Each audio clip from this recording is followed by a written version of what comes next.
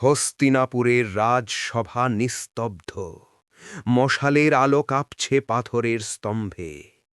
ধৃতরাষ্ট্র সিংহাসনে বসে আছেন, চোখে অন্ধকার, মনে দ্বন্দ্ব। দুর্যোধন উত্তেজিত কণ্ঠে বলেন, পাণ্ডবদের দমন না করলে এই সিংহাসন টিকবে না। সভাসদেরা নীরব, কেউ সত্য বলতে সাহস পাচ্ছে না। ঠিক তখনই এগিয়ে এলেন বিদুর। মুখ শান্ত, চোখে দৃঢ়তা। তিনি ধীরে বললেন, রাজন, অন্যায়ের পথে জয় ক্ষণিকের, শেষে রাজ্য হারায়। ধৃতরাষ্ট্র দীর্ঘশ্বাস ফেললেন। বুকের গভীর থেকে উঠে এলো ক্লান্তির ভার। তিনি মুহূর্তের জন্য হাত মুষ্টিবদ্ধ করলেন।